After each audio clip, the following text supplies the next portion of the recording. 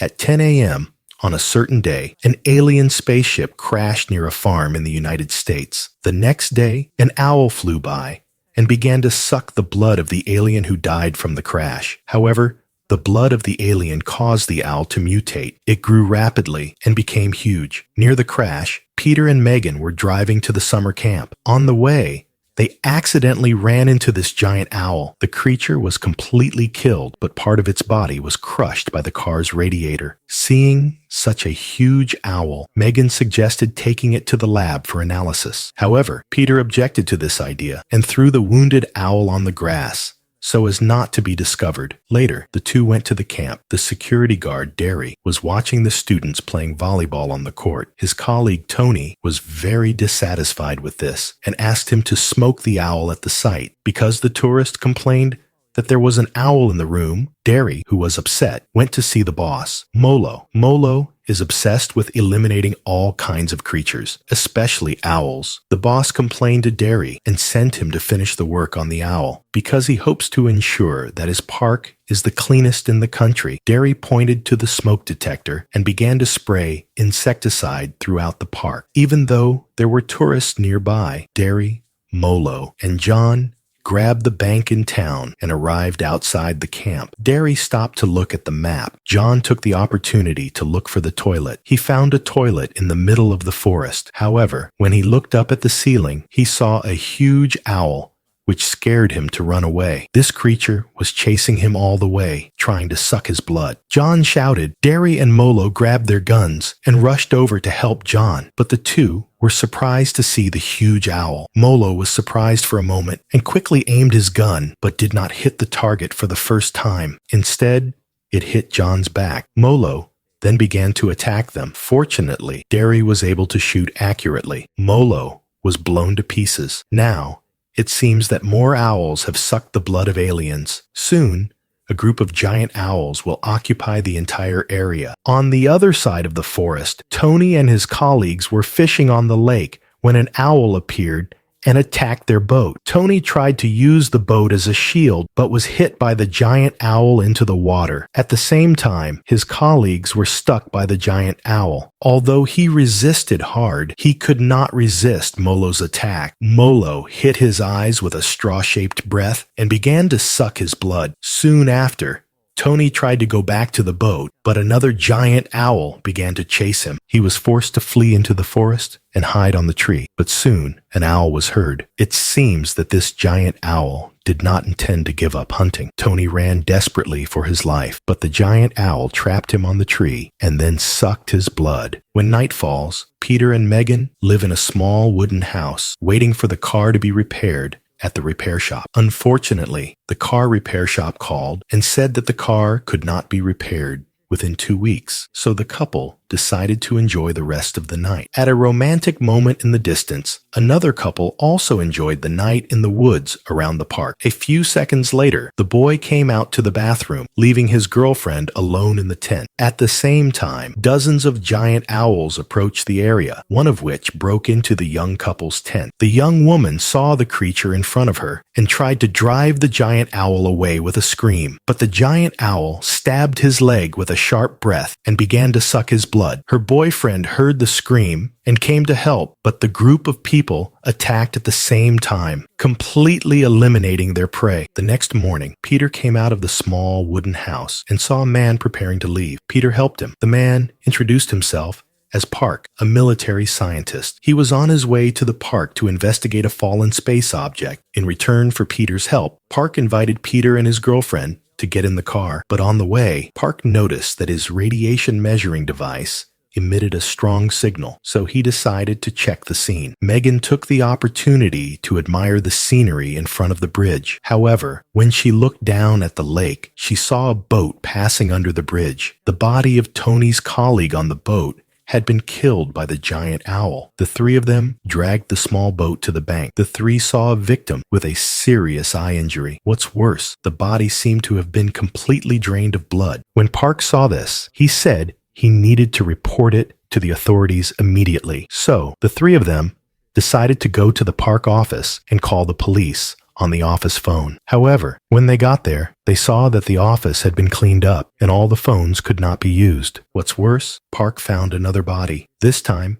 it was the dead body of the park manager, and his blood was also drained. Park suspects that none of this was done by humans. Now the three of them have to solve this mystery before more people become victims. But the timid Peter opposes this idea. He thinks the best thing to do now is to run away. But Megan agrees with Park's opinion and is willing to work with Park to find out the truth. After that, the three of them split up. Peter and Megan investigate the facility. Park goes to check the campsite in the forest. What scared Park was that he found that the campsite was full of corpses. The deaths of all the dead were the same as those of the previous victims. On the other hand, Peter and Megan also found more victims in the park until they met a boat moving on the ground. When they carefully checked it, they found Deli. Deli, who was frightened, threw smoke bombs at the couple. Fortunately, they calmed Deli down soon. Deli explained that because the park was attacked by a giant dragon, he had been trying to hide. That's how he survived. The two then took him to see Park to explain the situation. When Park found a dead body, Megan quickly deduced that it was an Aegean mosquito, according to the dead body. This is the mosquito that spreads dengue fever. But for some reason, there was a rapid growth. In the face of this situation, Peter insists on running away before more mosquitoes appear. Park agrees, but first they have to go back to the city and call for an army to fight against the mosquito invasion. But he was worried that his garage Jeep was not fast enough and the protection was not strong enough. He may not be able to resist the possible mosquito attack on the road. Deli then took them to a car park. After everyone moved the driver's body from the driver's room, the four of them were ready to drive away. Park found the key was not in the car and ran back to look for the key on the driver's body. At this time, everyone heard the sound of a mosquito getting closer and closer and shouted out to Park. After Park successfully found the key, he drove the car to the highway. This journey continued until nightfall. On the way, they met one of the bank robbers, Neil. He was begging for help on the side of the road. Park got out of the car and talked to him, but he didn't expect it to be a trap. Bojue appeared from behind the tree and pointed his gun at Park. The two brothers asked to take the car. Then Neil ordered Peter to get out of the car, but Deli suddenly shot and hit Neil in the face with a punch. Bojue tried to help. While Park was distracted, he punched him in the face. The two were fighting. In the end, Park took the lead and hit Bojue to the ground with a blow. At the same time, Neil tried to get up, and Peter sent him over with a kick. He took the gun and put it on the ground. Not long after the battle ended, everyone heard the sound of Neil again. Deli proposed to leave the bank robbers on the road as food for Neil, but Park didn't want to be so cruel, so he decided to take them with him. Then he asked Peter to tie the two up and throw them into the car. When everyone got in the car, Park accelerated, but Neil soon caught up and tried to break into the car. Neil smashed the window glass. Peter used a shotgun to smash it into pieces. Another Neil took the opportunity to get into the car and pushed Megan out of the car. She hung on the door and shook. Fortunately, Deli pulled her back into the car in time. More Neils began to surround the car, and Neil rushed into the driver's seat and attacked Park. He shot back. He opened the gun and killed him. Deli and Peter also fired at the Neils, but more Neils rushed into the car. One of them stood still and looked at Neil. Neil screamed desperately. Bojue struggled to get out of the rope and finally got out of it. He asked Megan to give the axe to himself or Neil would be killed. Unexpectedly, Megan handed over the weapon. Bojue used the axe to kill Neil, but this robber turned against Megan at random and threatened to hand over the car. In order to force them to save the meal, he cruelly used the axe to scratch Megan's face. At this time, Megan saw a wrinkle on the wall. She quickly picked it up and stabbed Bojue in the abdomen, then take the opportunity to get rid of the handcuffs. At this time, Neil was still attacking the car. One of them bit Deli's leg. The other one hit the tire, causing the car to overturn in the middle of the road. Fortunately, no one was seriously injured, but they need to find a place to hide before Neil returns. In the chaos, Park found a tunnel leading to the city's sewer. Let's get in there. Everyone, including Bojue, obeyed the command, but Neil was still in the car because he remembered the money he stole. He stayed in the back on purpose. Then he was soon surrounded by Weng Weng. A Weng Weng pierced his heart and sucked blood. He was killed on the spot. Boju tried to save Neil, but he was powerless. He could only follow the crowd into the tunnel. The Weng Weng saw humans fleeing. In a hurry, Peter, Park, and Deli had to shoot all the bullets to repel the mosquitoes. After entering the sewer, they faced multiple tunnel crossings. Within a few seconds, Weng Weng swam into the tunnel. In order to prevent Weng Weng from following, Park asked everyone to take off their shirts, light a lighter, and block the tunnel entrance. Then, Weng Weng retreated for a while. Everyone fought for a few hours to breathe, but they had to find a way to completely eliminate these Weng Weng. Park began to review all the clues he found that day. According to Maigen's biology knowledge, only the magnetic Weng Weng will suck blood. The purpose is to get nutrients for the larvae, but these mutated Weng Wengs are extremely in need of blood. Park also thought that all events happened on the same day the alien spaceship crashed. He speculated that near the crash site,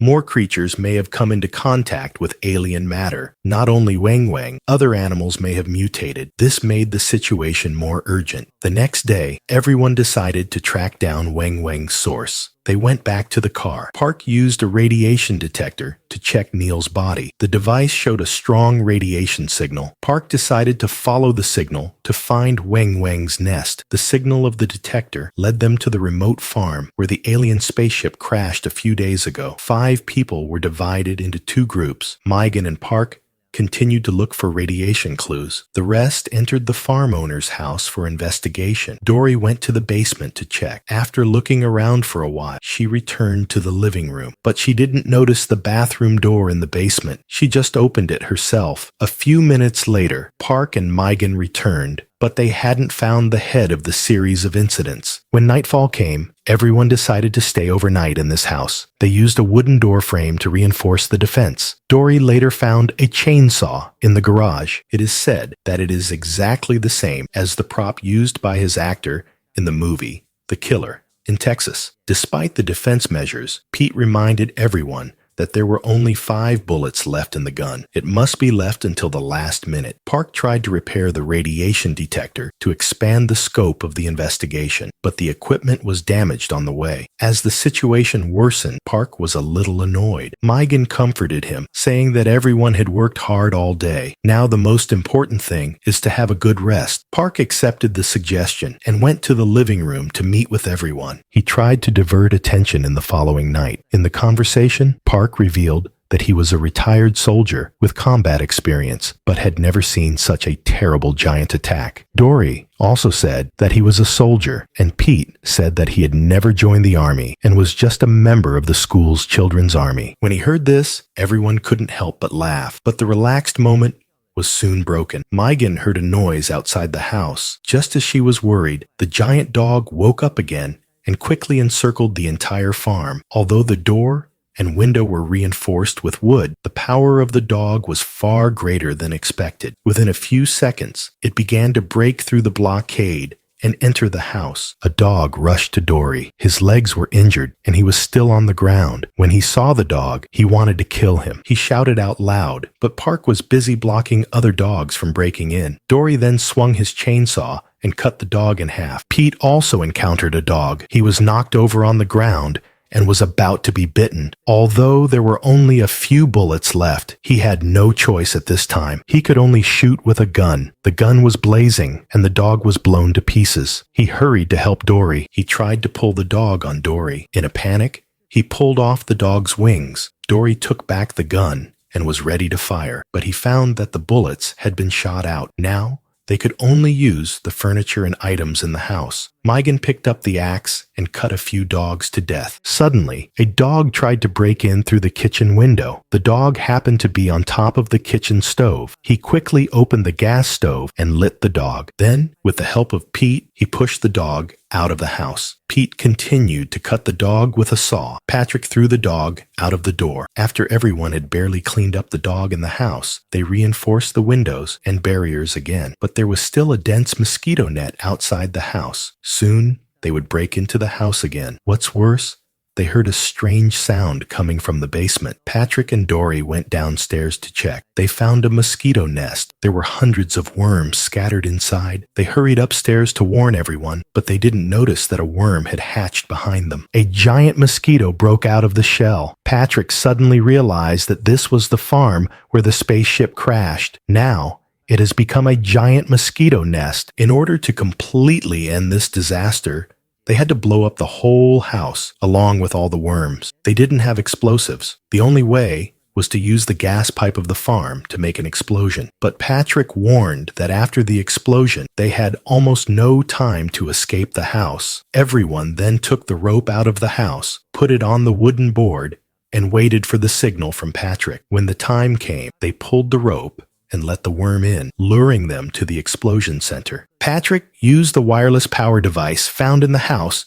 to transform it into a simple lighter. Now, everything is in order. The next step was to destroy the gas pipe. Some of the pipes were in the basement. Patrick and Deli had to go downstairs again. When they opened the door, they found a worm waiting for them. After killing the worm with an axe and a knife, they entered the basement and found the gas pipe. Deli used an axe to cut off the gas pipe. The gas began to spread quickly. At the same time, Patrick smashed the pipe under the water tank. Soon, the whole house was filled with gas. Finally, they had to pull the rope to open the wooden board and let the worm into the house. Patrick set up a timer on the radio. The device will start in 3 minutes. Everyone needs to evacuate before the time is up. After the timer started, everyone pulled the rope and let the worm in. Then they locked themselves in the kitchen. There they found a small rope lifter. They could lift it to the roof and escape from the roof before the explosion. Peter and Megan climbed to the roof first, but when it was Deli's turn, the lifter could not bear his weight. He fell directly into the basement. Deli could not climb to the roof, and time was tight. Patrick decided to stay alone and rushed to the basement alone with the chain. At this time, the worm was incubating. More worms came to attack him. Patrick was trapped in the kitchen. The worm blocked the way. He could only wait for the judgment of fate. There were only a few seconds left before the explosion. Megan and Peter climbed to the roof